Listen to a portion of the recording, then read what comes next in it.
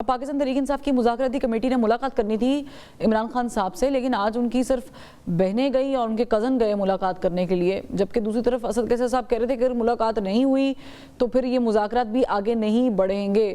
क्यों नहीं गई फिर मुज़ाकराती कमेटी मुलाकात के लिए?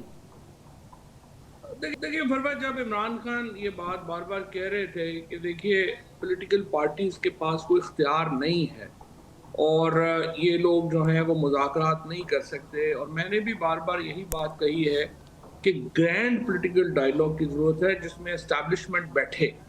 अच्छा। अब देखिए इनकी हालत ये है इन पॉलिटिकल पार्टीज में कि अयाज सादिक स्पीकर हैं, राना सनाउल्लाह एडवाइज़र हैं, इसहाक डार डिप्टी प्राइम मिनिस्टर हैं, इरफान सदीकी स्पोक्स पर्सन हैं PMLN के।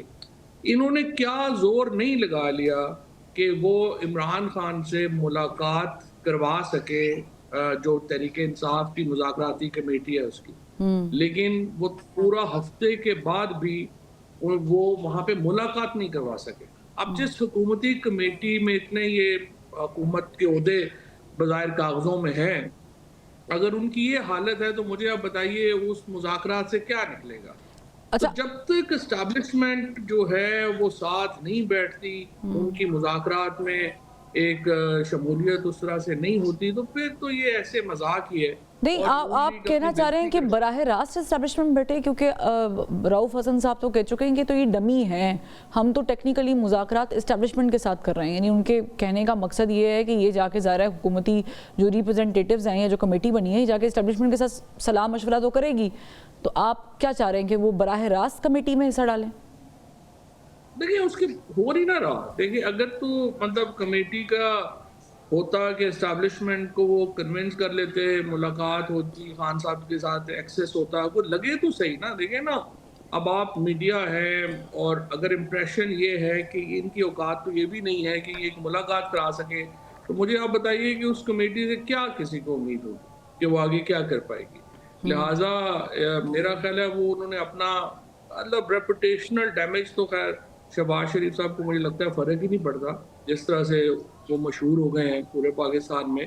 तो रेपुटेशन की तो उनको मुशू नहीं है, बट आई थिंक कि PMLN अपनी बहैसियत पार्टी, पीपल्स पार्टी अपनी बहैसियत सियासी जमात बहुत बेइज्जती करवा रहे हैं कि उनका बिल्कुल ही कोई जो है वो असर व नफूज नहीं है। अच्छा, आपको लग रहा है कि उनकी नीयत में फतूर है, लेकिन ख्वाजा आसिफ साहब कह रहे हैं कि जो हुकूमती जो कमेटी के साथ मुज़ाकरात कर रही है PTI की कमेटी, उनकी नीयत में फतूर है। नीयत की बात तो तब हो कि जब कैपेसिटी हो।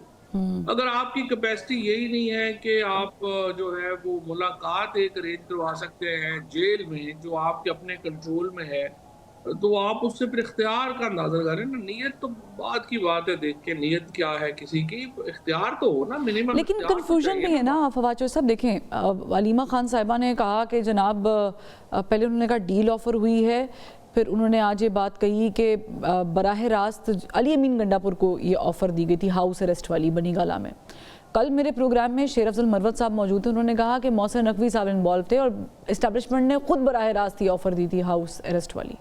अब ये दोनों बयान अगर मद्देनजर रखें, मीडिया पर आते हैं तो फिर ये ऑन रिकॉर्ड आ जाते हैं। आप भी समझदार आदमी, आपने मिनिस्ट्री भी संभाली हुई है, तो आपकी तो बातों में ही तजाद है। अगर आप तो ये भी नहीं बता पा रहे क्लियरली कि मोहसिन नकवी के थ्रू आई थी या अली अमीन गंडापुर साहब को मोहसिन नकवी ने बताया था या मोहसिन नकवी साहब को नहीं बताया था, इस्टेब्लिशमेंट ने बराह रास्त किया था या बराह रास्त इस्टेब्लिशमेंट ने अली अमीन गंडापुर साहब को इन्वॉल्व किया था।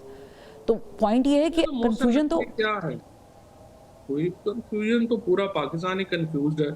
ओहदों पे कौन लोग बैठे हुए हैं, इख्तियार किनके पास है, तो वो तो पूरा मुल्क ही कंफ्यूज है, तो कंफ्यूज तो होना ही है ना। नहीं, मोहसिन नकवी साहब तो वजीर दाखिला है ना, आप कह रहे हैं क्या है तो एस्टैब्लिशमेंट मोहसिन नकवी क्या है, वो एस्टैब्लिशमेंट के नॉमिनी है या वो पॉलिटिकल पार्टीज के ठीक है, नॉमिनी है? चलेंगे। पॉलिटिकल पार्टीज का तो खुद को नहीं मानते। ठीक, तो यानी इसका मतलब है कि अगर वो कोई चीज़ लेकर आए हैं तो इस्टेब्लिशमेंट लेकर आई है, this is what you meant.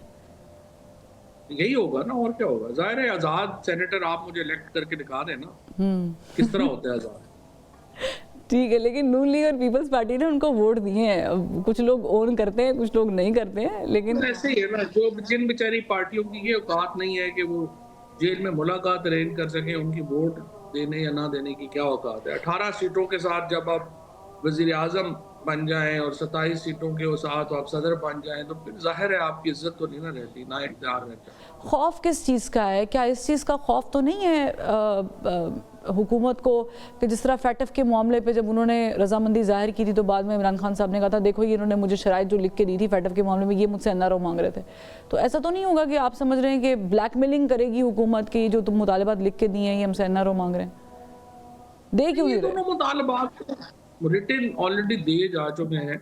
अगर आप देखें तो इमरान खान तो ट्वीट कर चुके हैं ये दोनों बातों के ऊपर, तो इसमें तो कोई इशू नहीं है, ये तो वो प्रिंट करके दे सकते हैं। बट ऐसे रियल प्रॉब्लम है इसके, ये जो मीटिंग नहीं करा पाए तो उससे पीटीआई को भी लग रहा है कि इनकी शायद बिल्कुल ही कोई इख्तियार वगैरह इनके पास है ही कोई नहीं। और जो लग रहा था शुरू में करा कि नहीं एस्टैब्लिशमेंट पाए की या अगर कराना नहीं चाहते, ये दो अलग चीज़ें हैं फवाद साहब। नहीं करा नहीं पाए, उन्होंने अच्छा, बड़ी कोशिश की है। यानी चाहते हैं कि लेकिन करा नहीं पाए, उनके बस की बात नहीं थी, उन्होंने ऑर्डर नहीं मिले उनके पिछों। बस की बात नहीं है। बाकी जाहिर है देखिए राना सनाउल्लाह एक संजीदा आदमी है और इन्होंने कोशिश बेचारों ने पूरी की है, लेकिन नहीं इनकी दाल गली। ठीक, लेकिन पाकिस्तान तहरीक इंसाफ ने जो सिविल नाफरमानी की भी बात की हुई है ज़ाहिर है उसमें भी 1 इंच पीछे नहीं हटे हैं। फिर दूसरी तरफ हुकूमत भी स्पेस नहीं दे रही है और वो तो कह रहे हैं कि ये सिविल नाफरमानी जारी है और हम इस पर डटे हुए हैं, तो इस तरह तो फिर बहुत सारी चीज़ें बिगड़ जाएंगी, बिगाड़ का शिकार मज़ीद हो जाएंगी। हम तो देख रहे थे एज ए जर्नलिस्ट के थोड़ी स्पेस मिल रही है पाकिस्तान में। देखिए पाकिस्तान में आइडियल तो यही है कि स्पेस मिले और पॉलिटिक्स नॉर्मल हो, लेकिन जाहिर है कि इवेंट्स हैं और उन इवेंट्स को देखते ही आप जो है वो देख सकते हैं।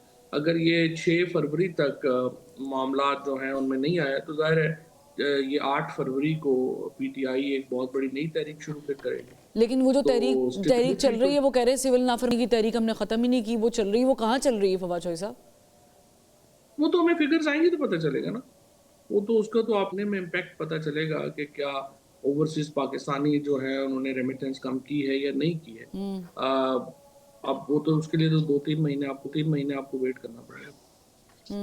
लेकिन बिल तो सारे जमा हो रहे हैं, आपने भी यकीनन बिजली का बिल जमा कराया होगा अपनी, कट ना जाए। बिलों की गै तो आई नहीं, हाँ, बिलों की तो नहीं है। अच्छा आप कह रहे हैं बिल कि तो शामिल ही रेमिटेंसेस नहीं का है। इफेक्ट जो है वो पता चलेगा, जो कौमी सतह पर बिल की बात नाफरमानी सिविल नाफरमानी की बात की थी वो आप कह रहे हैं कि वो नहीं भी शुरू की, वो तो कह रहे हैं कि हम वो लोग। तो शुरू ही नहीं की ना, सिर्फ रेमिटेंस की अभी तो शुरू की। अच्छा चले ठीक है, ये तो जब कामयाब होगी तो हम उस पर भी गुफ्तगू कर लेंगे। बट मुझे ये बताएं कि एक फॉर्मूला सर्कुलेट कर रहा था जो मैंने इससे पहले भी बात की, हाउस अरेस्ट वाला बनीगाला में। अगर हाउस अरेस्ट होगा तो ज़ाहिर है इमरान खान साहब को भी कुछ देना पड़ेगा जिसकी वजह से फिर बाकी चीज़ें उनको मिलेंगी, और जिन्होंने देना है फिर उनको भी कुछ, ये तो लेन देन वाला सीन है। डू यू थिंक कि इमरान खान साहब इस बात पे अग्री कर जाएंगे बनीगाला हाउस अरेस्ट वाला? देखिए वर्मा जो असल चीज है ना वो एक ही है, वो ये है कि आपने इलेक्शन कब करवाना। अच्छा, और इमरान खान से हुकूमत चाहती है कि उन्हें वक्त दे दे इलेक्शन करवाने के लिए, और इमरान खान ज़ाहिर है फौरी इलेक्शन चाहते हैं। ये बाकी सारी चीज़ें कि वो बनीगाला रहे या वो ड्याला रहे या उनको क्या रिलीफ देना, ये चीज़ें जो है ना ये निटी ग्रिटी है।